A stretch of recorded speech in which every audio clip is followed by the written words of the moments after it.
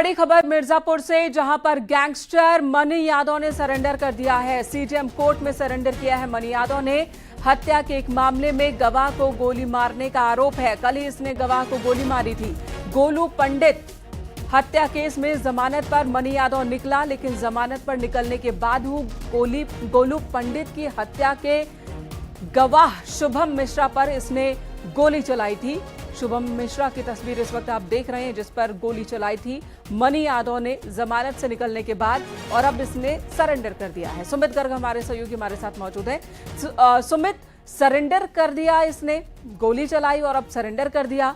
जमानत पर निकलने के बाद वापस कोर्ट में सरेंडर के पीछे की वजह क्या दबाव इतना ज्यादा था पुलिस का कि इसे पता था कि अब ये पकड़ा ही जाएगा, तो बेहतर है कि सरेंडर कर दो, या कहीं एनकाउंटर ना हो जाए, ये डर? दबाव नहीं, सीधे सीधे कहा जा सकता है मिर्जापुर पुलिस लाचार थी। एक गैंगस्टर के आगे मिर्जापुर पुलिस लाचार हो चुकी थी। एसपी ऑफिस के ठीक सामने कोर्ट है और एसपी ऑफिस के ठीक सामने मनी यादव पहुंच के सरेंडर करता है। मनी यादव वही मनी यादव है जो हत्या के आरोप में जेल से जमानत पे जब बाहर आता है तो वो काफिले के संग हूटर बजाता हुआ शेर आया उसके समर्थक नारे लगाते हैं। एक तरह से मिर्जापुर में दहशत फैलाने की कोशिश होती है कि मनी यादव एक शेर है और वो जमानत पे बाहर आया। कहीं न कहीं दो गुटों में एक टकराव की कोशिश की जाती है। उसके बाद जिसकी मनी यादव पे आरोप है हत्या करने का, उसके परिवारों को धमकी दी जाती है। उसके गवाह को, जो मृतक था जिसके ऊपर उसको गोली मारी जाती है, ऐसा आरोप है मनी यादव पे। उसके बाद जब पूरी जनपद की पुलिस पूरे जनपद की पुलिस मनी यादव को ढूंढ रही थी और मनी यादव आराम से एसपी ऑफिस के ठीक सामने कोर्ट है वहां आके सरेंडर करता है, तो ऐसे में कहा जा सकता है कि मनी यादव के सामने मिर्जापुर पुलिस लाचार हो गई या कहिए लापरवाही कर दी। नहीं तो मनी यादव को सरेंडर अगर न होता, मनी यादव को पुलिस गिरफ्तार करती, तो इससे ये कई राज उगलवाए जा सकते थे कि आखिर ये गोली जो चलाई गई वो क्या है। वो तो पुलिस के पास अब भी ये रास्ता है कि पुलिस अपनी कस्टडी के लिए, रिमांड के लिए आगे वो कदम उठा सकती है, रिक्वेस्ट कर सकती है। लेकिन सवाल यहाँ ये भी है, मनी यादव जेल से निकलता है, जमानत पर निकलता है, गवाह पर गोली चलाता है, वापस सरेंडर कर देता है। इस बीच पुलिस तो जैसे मूक दर्शक बनी हुई है। ये पूरा इंसिडेंट, ये क्या गवाह को सिर्फ डराने धमकाने के लिए था? उसका जेल से बाहर निकलना, गोली चलाना, वापस जेल चले जाना, या फिर इसके पीछे की वजह कुछ और थी? बिल्कुल, देखिए, एक मिर्जापुर मूवी आपने नाम सुना होगा, जो कि मिर्जापुर पे एक बनी हुई फिल्म थी। हालांकि मिर्जापुर में ऐसा कुछ नहीं है। मिर्जापुर का जो माहौल है भाईचारे का माहौल है, लेकिन एक मनी यादव ने इस पूरे स्क्रिप्ट को मिर्जापुर मूवी की तरह दिखाने की पूरी कोशिश की थी। उनके समर्थकों ने जिस तरह से नारेबाजी करना, दहशत फैलाना, हूटर बजाना, शेर आया करना, उसके बाद एक गवाह को फिर तुरंत, जैसा कि आरोप है, हालांकि इसमें अभी कई मोड़ नए सामने आने बाकी हैं कि क्या वो गवाह को सचमुच गोली मारी गई थी या कोई और भी नाटक है। इसमें कई रूप अभी सामने आएंगे, लेकिन सबसे बड़ा सवाल तो यही है कि वो बाहर आके जिसको पूरा मिर्जापुर पुलिस की ढूंढ रही है, और वो अगर व्यक्ति गवाह को गोली मारता है, वो भी शहर को तो जो एसपी ऑफिस के कुछ दूर है, मतलब 2-3 किलोमीटर दूर, जहां पे पुलिस राउंड करती रहती है, अगर वहां पे वो गोली मारता है, अगर मनी यादव ने गोली चलाई है, तो ये सबसे बड़ा सवाल है पुलिस के ऊपर, जिसको पूरी जनपद की पुलिस ढूंढ रही थी, जिसपे कई मुकदमे दर्ज थे। उसके बाद अगर वो वहां पे गोली जी, उम्मीद करेंगे सुमित कि पुलिस अब रिमांड पर इसे लेने की कोशिश करे, रिमांड पर ले और सवाल जवाब इससे हो सके। धन्यवाद इस वक्त आपका पूरी जानकारी देने के लिए। इधर यूपी एटीएस ने आईएसआई एजेंट रईस के करीबी अरमान को हिरासत में ले लिया है। अरमान पर रईस का ब्रेन वॉश करने और आईएसआई एजेंट बनाने के आरोप है। एटीएस को रईस के एक और करीबी सलमान की तलाश अभी भी है। एटीएस की पूछताछ में रईस को हवाला के जरिए रकम मिलने का खुलासा हुआ और अब रईस के एक करीबी को तो पुलिस ने गिरफ्तार कर लिया है। यूपी एटीएस ने अरमान को गिरफ्तार किया है। आरोप है कि अरमान ही वो शख्स है जिसने ब्रेन वॉश किया रईस का और आईएसआई से जुड़ने के लिए उसे प्रेरित किया।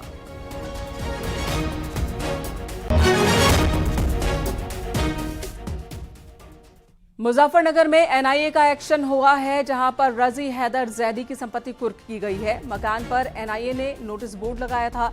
रजी हैदर से बरामद हुआ था ड्रग्स। धारा 68F के तहत कार्रवाई हुई है। एनआईए ने ये एक्शन लिया। नगर कोतवाली क्षेत्र का ये मामला है। एनआईए की टीम बाकायदा स्थानीय पुलिस टीम के साथ पहुंची और उसके बाद कुर्की का नोटिस वहां पर लगाया गया।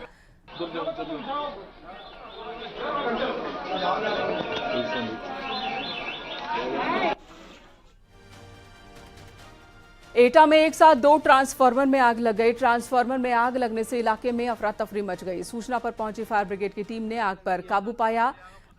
कोतवाली जलेसर क्षेत्र के डाकघर के पास का ये मामला है।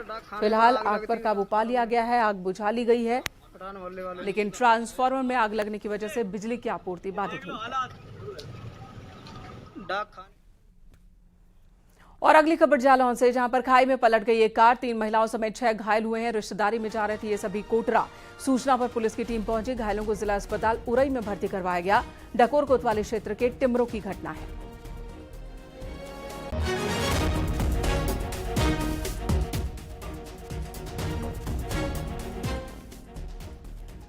बुलंदशहर में थाना ककोड़ क्षेत्र के चोला रोड पर भीषण सड़क हादसा हुआ। तेज रफ्तार में आ रही 2 बाइकें आपस में भिड़ गईं, जिसमें 2 लोगों की मौके पर ही मौत हो गई, जबकि 2 लोग जख्मी बताए जा रहे हैं।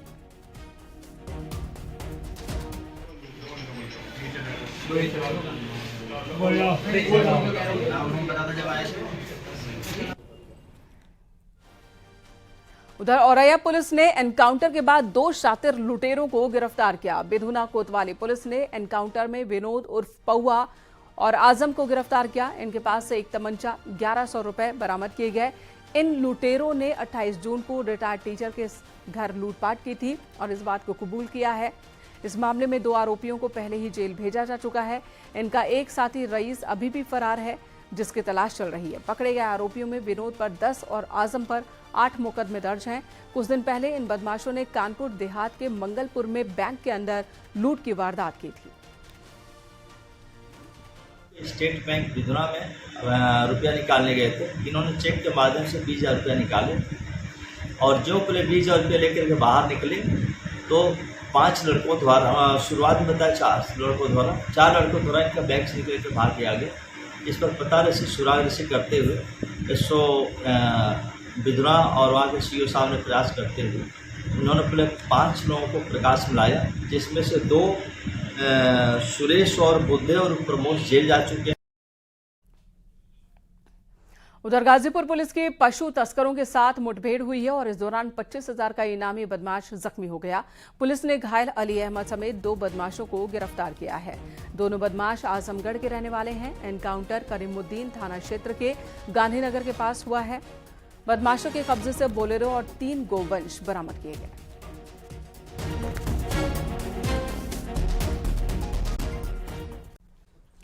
महंत नरेंद्रगिरी के गनर रहे अजय कुमार सिंह आय से अधिक संपत्ति के मामले में फंस चुके हैं। कर्नलगंज कोतवाली में अजय कुमार सिंह पर केस दर्ज हुआ।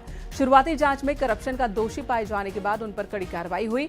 एंटी करप्शन के इंस्पेक्टर ठाकुरदास ने सोमवार को कर्नलगंज थाने में उनके खिलाफ केस दर्ज करवाया। 2005 में यूपी पुलिस में कांस्टेबल के पद पर नियुक्त अजय ने महज 18 साल की नौकरी में करोड़ों की कमाई कर डाली है। महंत नरेंद्रगिरी की मौत के बाद अजय कुमार सिंह पर आय से अधिक संपत्ति के आरोप लगे थे। जांच में ये सभी आरोप सही पाए गए हैं।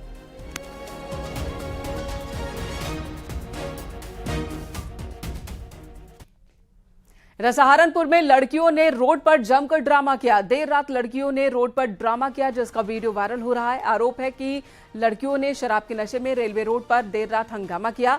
लड़कियों ने पुलिसकर्मियों से भी बदसलूकी की, गाली गलौज की है। सदर बाजार पुलिस ने महिला कांस्टेबल बुलाकर इन लड़कियों को हिरासत में लिया।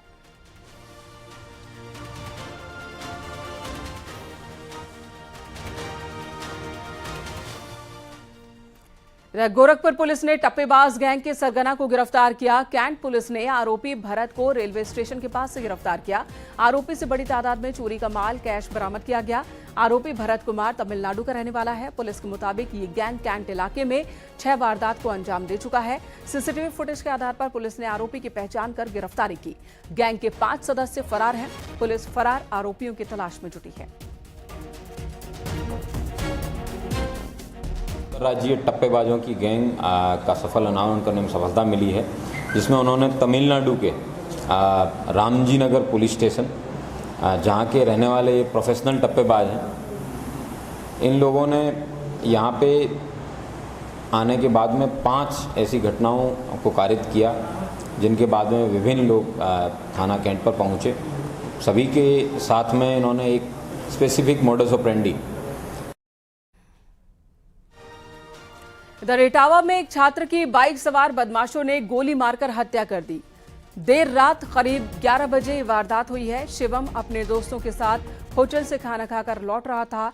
2 बाइक पर सवार 5 हमलावरों ने उसे गोली मारी है। फ्रेंड्स कॉलोनी के नवीन मंडी के पास की ये घटना है। हत्या के पीछे प्रेम प्रसंग वजह बताई जा रही है। हत्यारे सीसीटीवी कैमरे में रिकॉर्ड हुए हैं। शिवम के दोस्त ने भी हमलावरों की पहचान की है।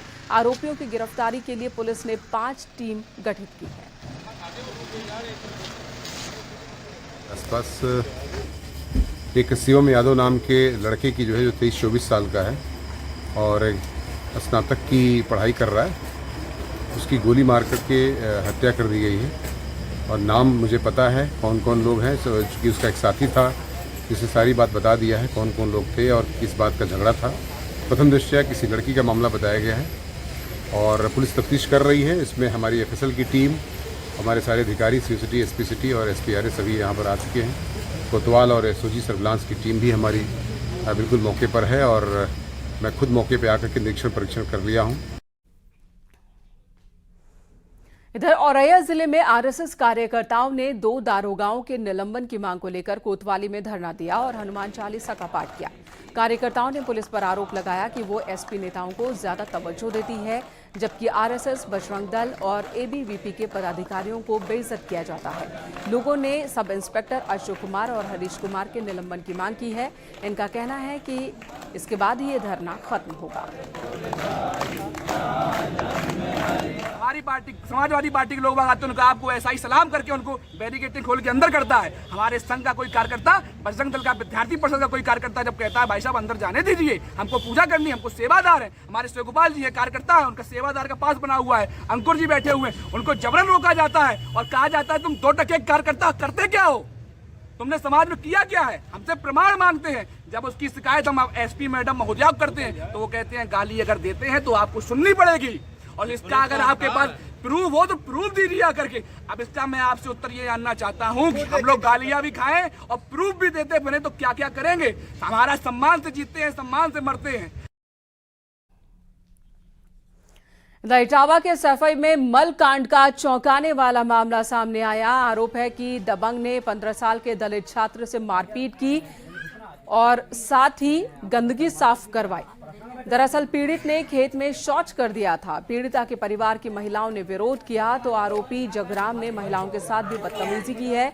पीड़ित परिवार ने सफाई थाने में आरोपी के खिलाफ दलित एक्ट के तहत केस दर्ज किया। इस घटना के बाद आरोपी जगराम यादव फरार चल रहे हैं। पुलिस तलाश में जुटी है। यहाँ से खेतों पर गया और वहाँ के हमारे परिवारी जन वहाँ रोपा कर रही थी तो बच्चा ने देखी कि पौध बाढ़ ज़्यादा आई है तो पौध डूबी या क्या हुआ तो आगे चलकर कहीं उधर ही जा रहा था रोपा वेरो तो उसे अचानक पेट में दर्द हुआ तो कहीं लेटरिन कर लें तो एक यादव जी का मकान बना हुआ है जिसका नाम जगराम सिंह है। वो मकान के पीछे लगभग 100 मीटर पीछे उसने लेटरिन करी तो लेटरिन करते हुए देख लिया तो ये डंडा लेके गया और एक लात दी और दे डंडा लग गऊ और ऐसी मुड़ी लगाया कि मैं डुब खाने लगू और कहीं उठ रहा पानी में और कहीं उठ हाथों से लेटरिन साफ कर तो उसने हाथों से लेटरिन साफ करवाई और फिर तागे बाद में उसे बहुत मारा, डंडा मारा। अभियोग पंजीकृत किया गया था जो कि कोरपाल कठेरिया ने जो परासना के रहने वाले हैं उन्होंने ये अभियोग पंजीकृत कराया था जिसमें कि उसने अपने पुत्र की पिटाई का आरोप लगाया था जगराम सिंह यादव के खिलाफ और वो बराबर के गांव का है। उसका गांव मधैयापुर है। अभियोग पहले से ही पंजीकृत है और उसमें सीओ सैफे विवेचना कर रहे हैं। अभियुक्त की गिरफ्तारी के प्रयास किए जा रहे हैं, शीघ्र गिरफ्तार कर लिया जाए। पेशाब कांड के बाद उत्तर प्रदेश के इटावा में एक मल कांड का मामला सामने आया है।